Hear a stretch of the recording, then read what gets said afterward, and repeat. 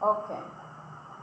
La lectura es básicamente una búsqueda de significado y por ende involucra los procesos de alto nivel.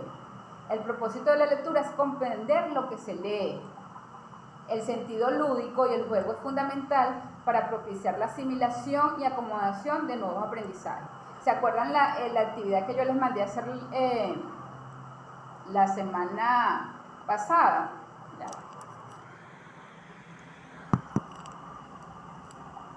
¿Se acuerdan la actividad que yo les mandé a hacer la semana pasada? Sí, de acuerdo. Ok, que era una actividad lúdica.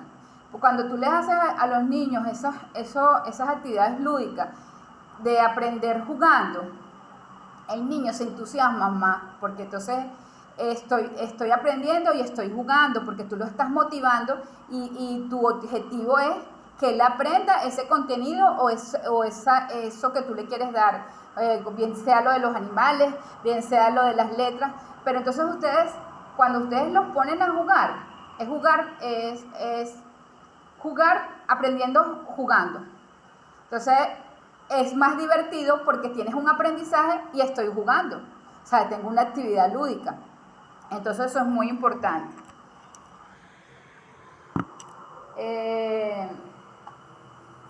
El sentido lúdico, como le dije, es el juego fundamental para propiciar la asimilación y acomodación de nuevos aprendizajes, porque ahí está la parte de la asimilación y la acomodación de los nuevos aprendizajes que ustedes quieren con su actividad lúdica.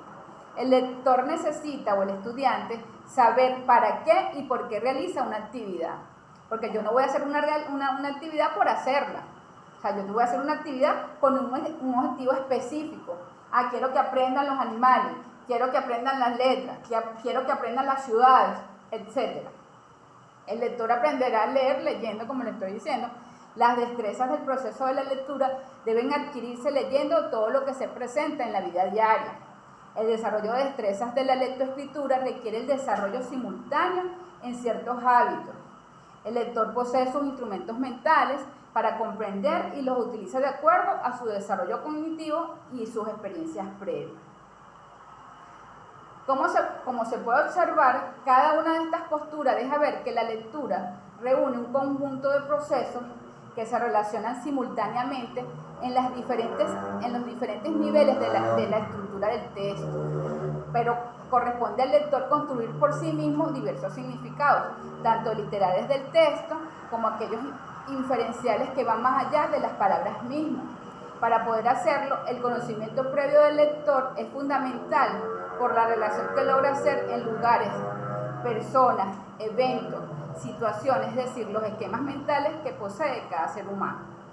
También hay que tomar en cuenta que para la comprensión del texto se requiere el desarrollo de competencias lingüísticas. Se afirma que esta competencia comprende los saberes del código de la lengua, que es el lenguaje verbal, con las reglas que rigen la construcción, emisión de enunciados y oraciones, párrafos y textos, y la consiguiente comprensión de los mismos, es decir, la gramática interiorizada.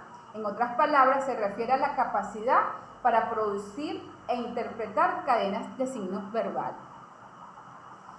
En la capacidad de los signos de las cadenas primarias se encuentra la comprensión de diversos textos narrativos, que son los instruccionales y los expositivos. Entre los indicadores para evaluar las competencias desarrolladas por un individuo o por el estudiante se pueden enumerar las siguientes. Estos indicadores son los siguientes.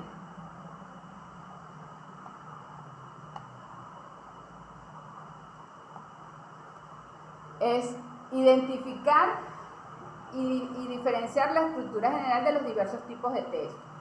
Realiza inferencias, anticipaciones y predicciones como estrategia de comprensión lectora e identifica párrafos como unidades organizadoras del texto. Infiere significados de palabras desconocidas a partir del contexto. Interpreta elementos gráficos complementarios como mapas, tablas, ilustraciones, fotografías. Realiza lecturas rápidas, detenidas, exploratorias y de repaso como estrategias de comprensión lectora. Porque por lo menos nosotros cuando tenemos un texto, podemos agarrar primero y hacemos una lectura rápida. Y después, cuando queremos comprender más, vamos detenidamente haciendo nuestra lectura para entonces después explorar y dar un repaso de esas estrategias y comprensión de lo que acabamos de leer. Reconoce la lectura como medio de comunicación y de transmisión de cultura de los pueblos. Asume la lectura como instrumento de aprendizaje y de desarrollo del pensamiento. Reflexiona y se sensibiliza ante los valores presentes de textos leídos. Transfiere los aprendizajes de la vida cotidiana al relacionarse con el entorno social y natural. En el caso de sexto grado, el nivel de lectura requerido es un nivel literal. El mismo puede dividirse en dos etapas, una primaria y otra efectuando una lectura más profunda, ahondando en la comprensión del texto, reconociendo las ideas que se suceden y el tema principal. Es decir, los niños se entienden y expliquen con sus propias palabras la idea principal que el autor quiso plasmar en este texto. Es muy importante que ustedes como docentes o como futuros docentes al niño lo pongan a leer en voz alta. Hay niños que les cuesta porque hay unos niños que son tímidos, hay otros que no son tímidos, pero entonces yo al principio empiezo a leer, me cuesta leer unas palabras y todo. Y es muy importante la parte del docente, estimular al niño, decirle vas muy bien, has progresado, mira cómo estabas leyendo la semana pasada, mira cómo estás leyendo ahorita. Porque primero, yo como niño comienzo a leer y se empiezan a burlar de mí, entonces yo no voy a querer leer, porque entonces me va a dar pena, primero me da pena leer, y sin embargo, si no sé leer porque me cuesta, porque hay algunas palabras que me cuestan leerlas, no lo hago y no los estimulo, entonces no voy a querer aprender a leer, o sea, y me va a dar mucha pena leer en público. Entonces es muy importante que ustedes, como futuros docentes, los pongan a leer en voz alta, y así va perdiendo la timidez y, como les dije anteriormente, estimularlos. Ay, mira, Pedrito, qué bueno, viste cómo leíste, estás progresando muy bien, la semana que viene vamos a buscar otro tema para que tú lo leas, o si quieres tú lo buscas y lo leemos en clase, y así vamos. Entonces, eso es importante para el niño, porque entonces y entonces después que lean, también les pueden decir qué fue lo que tú entendiste de esa lectura, porque a veces leemos y no comprendemos. Y cuando los niños están en ese proceso de la lectura, de la comprensión de la lectura, del texto que vi, entonces es importante que lean, puede ser un texto corto. Ajá, ¿qué entendiste tú? Y dime con tus propias palabras qué fue lo que leíste y qué fue lo que tú entendiste de esa lectura. Y entonces, y así tú les vas desarrollando la parte de la inteligencia, del pensar, de que no es que yo voy a repetir como un lorito lo que dice ahí y no estoy comprendiendo lo que estoy leyendo. Entonces eso es muy importante. Como este objetivo ha trascendido, es necesario que el niño lector se identifique en la lectura, que pueda interiorizar lo que la lectura le transmite, ya que la comprensión de texto está presente en los escenarios de todos los niveles educativos, dado que una gran cantidad de información que los estudiantes adquieren, discuten y utilizan en las aulas surge a partir de los textos escritos. Para ello se hace mención a las teorías del aprendizaje que explican lo que sucede en el proceso de la lectura. Lo que ocurre en los niños lectores se puede entender considerando los aportes de la teoría psicogenética de Jean Piaget y la teoría sociocultural de Vygotsky y el aprendizaje significativo de David Azucena, quienes comparten el principio de la actividad constructivista que se genera en el niño que aprende. El desarrollo cognitivo de los niños de sexto grado de educación primaria se ubica entre los 11 y los 15 años, periodo considerado por Piaget como un periodo de operaciones formales. Los niños en estas edades se reaccionan de manera similar entre ellos, aunque existe una notable diferencia de las expectativas y respuestas esperadas por los adultos. Es necesario aclarar que a pesar de que existen patrones comunes y más en las zonas rurales, cada niño piensa y actúa de manera diferente. Un niño que vive en una zona rural y un niño que vive en la ciudad no tiene las mismas cosas, no aprende las mismas cosas no porque no se los den, porque por lo menos en el campo el niño tiene animales, convive con la parte de los animales y todas esas cosas, y tiene otro conocimiento previo que no tiene un niño de la zona, de la ciudad. Entonces, en cambio, el que está en la ciudad tiene centros comerciales, puede ir al teatro, puede ir al cine. El otro no quiere decir que no pueda ir al cine, pero no es lo mismo, o sea, porque sus contextos son diferentes. Y cada niño, como les digo, piensa y actúa de manera diferente, porque todos somos uno solo. O sea, a pesar de que todos pensamos y no vamos a actuar de la misma forma. En esta edad en que los niños al leer pueden asimilar nuevos significados, al mismo tiempo pueden modificar y enriquecer su aprendizaje, así como que logran cambiar sus modelos mentales, pasando de un conocimiento menor a uno de mayor exigencia.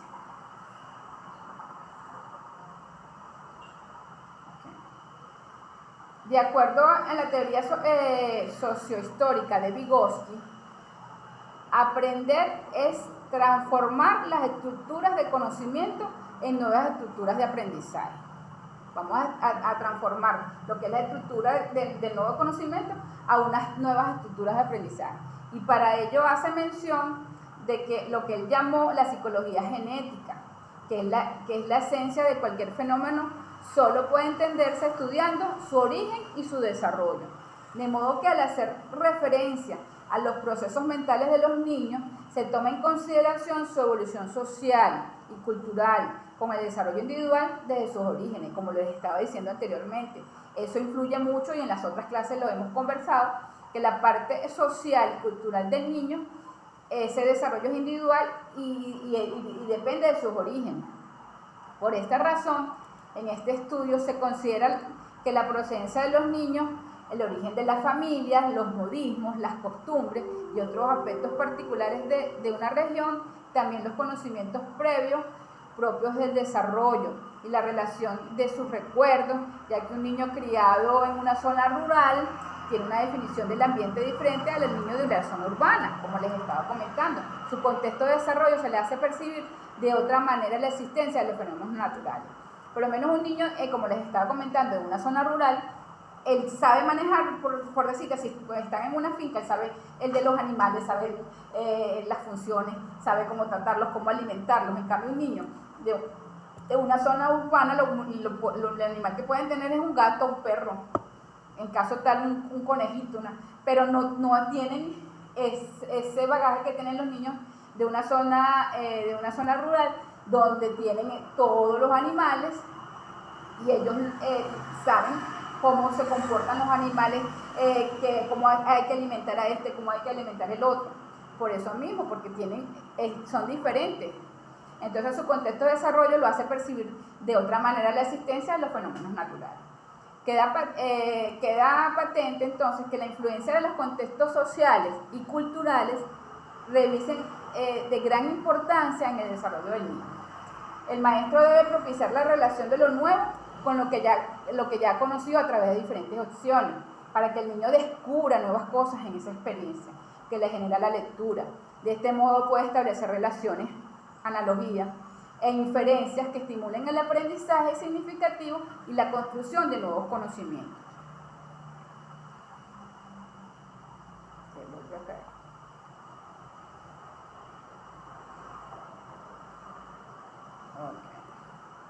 El hecho de que los niños puedan vincular las actividades que realizan en la escuela con su contexto permite que ellos construyan su propio conocimiento, ya que este se construye en función de lo que se les ha enseñado a través de un diálogo continuo con lo que a su alrededor, lo cual se permite interrelacionarse y darle sentido a su medio.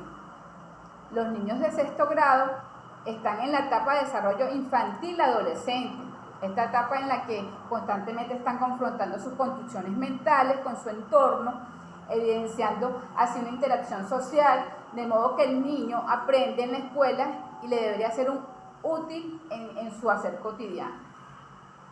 Desde la perspectiva del desarrollo de la lectura en los estudiantes debe pensarse desde sus contextos, su realidad inmediata, para que puedan lograr la relación entre el significado que le otorguen su vida a la lectura y su espacio social.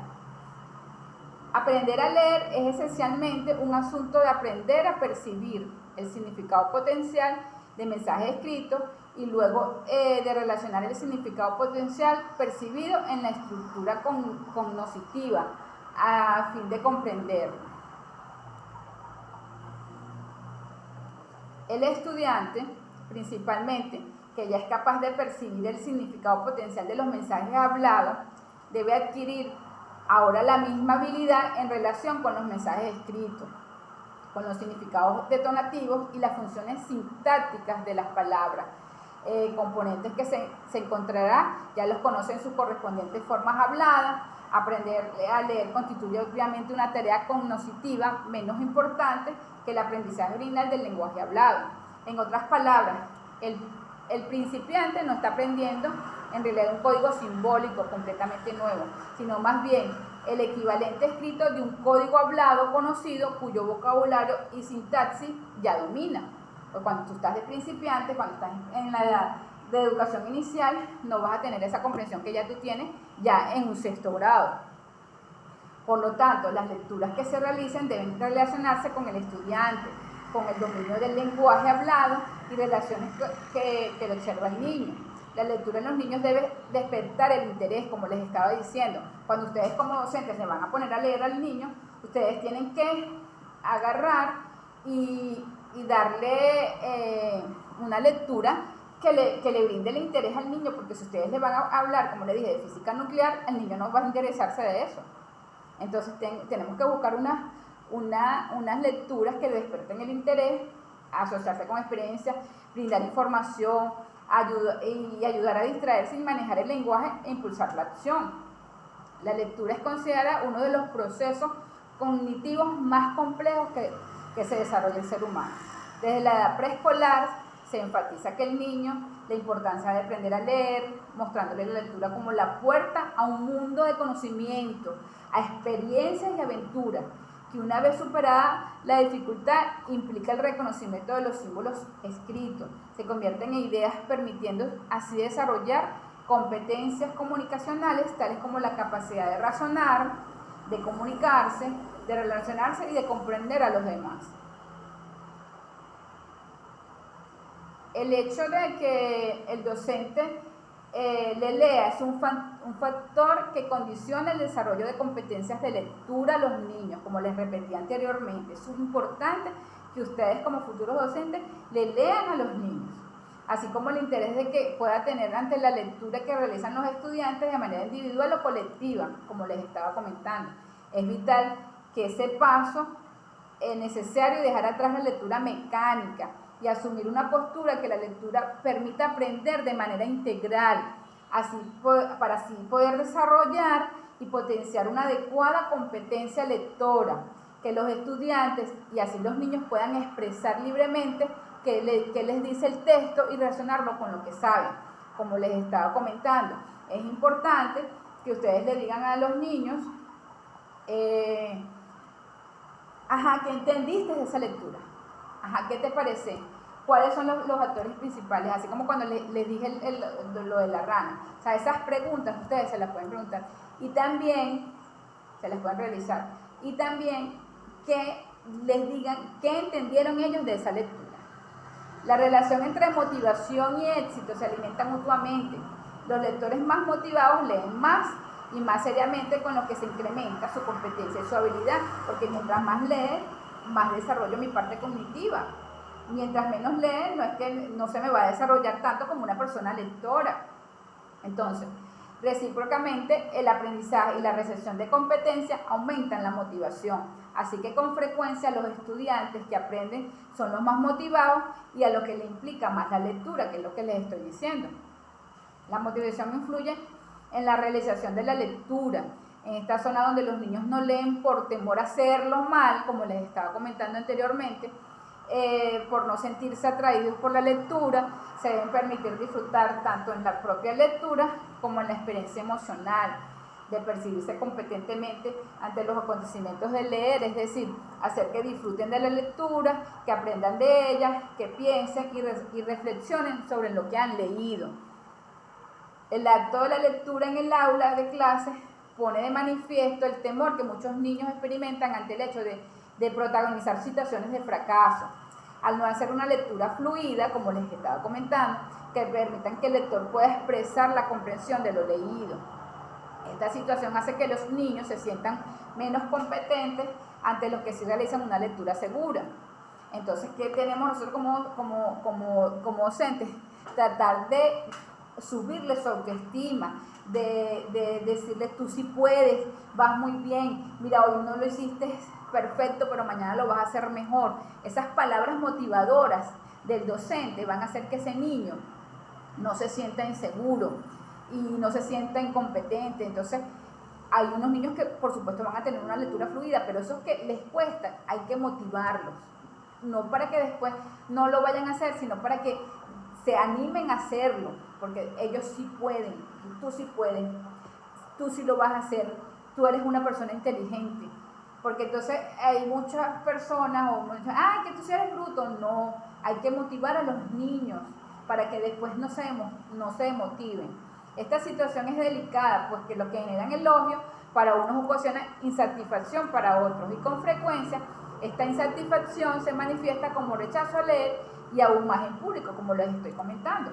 Entonces, si yo por lo menos elogio, tú leíste muy bien, y el que no leyó, no, hay que motivarlos a todos, para que entonces el que le cuesta un poco más, aprenda a leer, aprenda a leer, y en público, que es muy importante que los niños estén para leer en público, porque así van perdiendo su miedo escénico. La lectura debe entenderse también como un proceso que permite no solo el desarrollo del pensamiento, sino también la aparición de emociones y sensaciones en quien lee. Este grupo de niños no acostumbra a seleccionar ni siquiera a sugerir qué es lo que podrían leer. Entonces a esos niños hay que motivarlos. Mira, ustedes me pueden traer la lectura de la casa, ustedes pueden, algún tema que ustedes quieren, lo leemos aquí en clase, para que ellos se sientan motivados, porque hay que motivarlos a que los niños lean. La escuela debe reencontrar su función específica. Por otra parte, no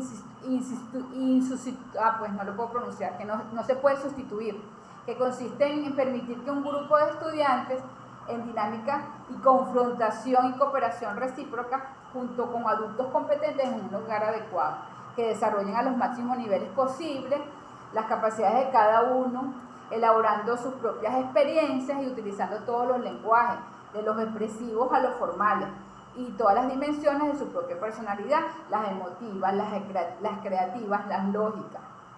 Las situaciones del aprendizaje que se generan en un lugar a otro, por distantes o cercanos, por agradable o desagradable, por incómodo o cómodo, que sea, deben favorecer el aprendizaje significativo de los niños y niñas, en función de formar lectores críticos, autónomos, participativos, sensibles, que interactúen a través del diálogo, que generen experiencias propias y colectivas.